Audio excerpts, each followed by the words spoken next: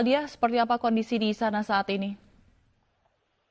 Selamat pagi waktu Washington DC, Zila. Di Washington DC pada hari Minggu waktu setempat atau pada malam tadi, Wali Kota DC Muriel Bowser harus menerapkan jam malam pada pukul 11 malam hingga pukul 6 pagi tadi karena unjuk rasa yang berlangsung pada hari Minggu atau kemarin malam waktu setempat akhirnya berlangsung ricuh dengan pengerusakan dan pembakaran. Peringatan keamanan mengenai penerapan jam malam ini dikirimkan dan diterima oleh warga DC melalui telepon seluler masing-masing. Tim VOA berada di lapangan pada unjuk rasa di Washington DC dan inilah gambar terbaru malam tadi di mana pengunjuk rasa bentrok dengan pihak kepolisian dan terkena gas air mata.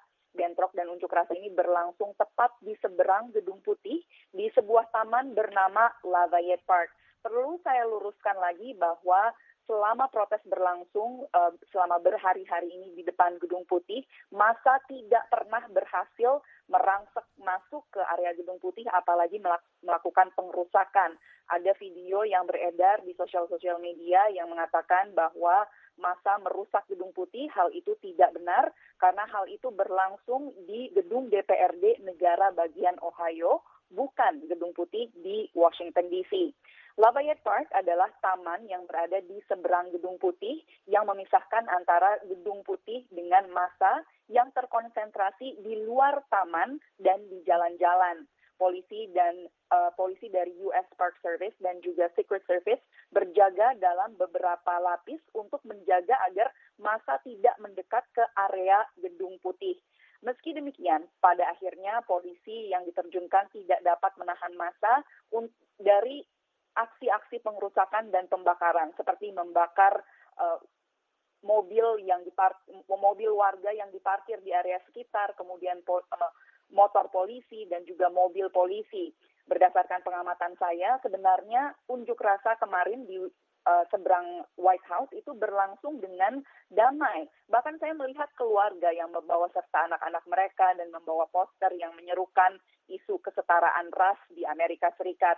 Namun semakin sore dan menjelang malam, massa mulai bentrok dengan aparat keamanan karena mereka berusaha menembus garis-garis pembatas yang telah dipasang oleh aparat keamanan. Dan untuk menahan pengunjuk rasa, polisi akhirnya menyemprotkan semprotan merica dan juga gas air mata. Disitulah eskalasi meningkat dan akhirnya unjuk rasa berakhir ricuh. Yang Anda saksikan saat ini adalah gabungan dari keamanan US Park Service dan juga Secret Service. DC juga adalah satu dari banyak wilayah di Amerika Serikat, dari 20 DC adalah satu dan juga 21 negara bagian lain yang telah menerjunkan garda nasional.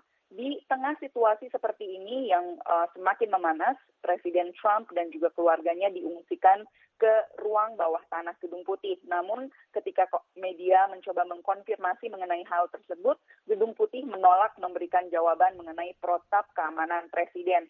Presiden Trump diharapkan dapat dengan segera memberikan national address atau pidato kepada warga Amerika terkait dengan situasi saat ini.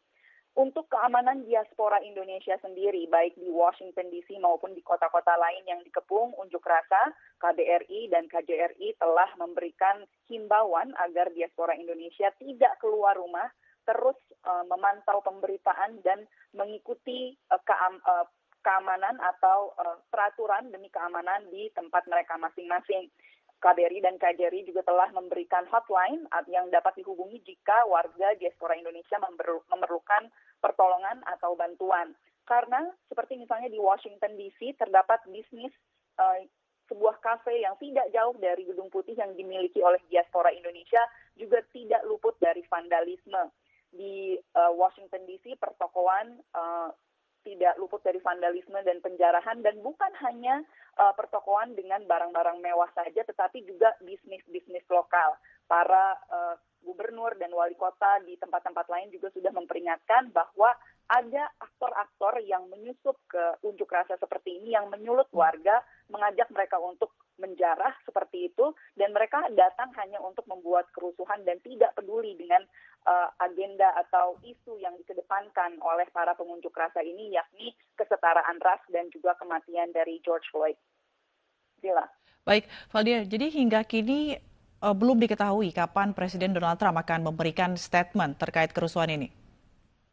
Betul sekali, saat ini kami masih menunggu informasi tersebut, Sila. Baik, lalu bagaimana dampak kerusuhan terhadap aktivitas bisnis di sana? Yang saya amati pada kemarin saat saya mengamati unjuk rasa juga, bisnis-bisnis yang terkena vandalisme seperti yang kaca-kacanya dipecahkan, itu mereka mulai membersihkan kembali fasilitas bisnis mereka, dan banyak bisnis-bisnis yang akhirnya menutup kaca-kaca mereka dengan papan-papan agar tidak dirusak oleh warga. Hal ini menyulitkan para pemilik bisnis karena seperti kita ketahui pandemi ini terpaksa harus menutup bisnis-bisnis di Washington DC, dan baru Jumat kemarin Washington DC ini mulai membuka kembali kegiatan perekonomian, tetapi karena ada unjuk rasa seperti ini, akhirnya para pemilik bisnis harus kembali menutup bisnis mereka. Lalu, apakah jam malam masih diberlakukan di sejumlah kota? Jam malam masih diberlakukan di sejumlah kota, terdapat 21 negara bagian yang telah menerjunkan Garda Nasional, dan juga banyak negara bagian diantaranya yang telah memperlakukan yang telah mendeklarasikan state of emergency atau keadaan darurat nasional. Dan pada negara-negara bagian yang telah menerapkan state of emergency atau keadaan darurat nasional ini, jam malam diberlakukan. Seperti di Washington DC hanya untuk malam tadi, tapi juga ada di negara-negara bagian lain seperti di Minneapolis, juga di negara bagian Arizona dan sekitarnya. Zila. Baik, terima kasih Valdia Baraputi atas laporan Anda langsung dari Washington DC.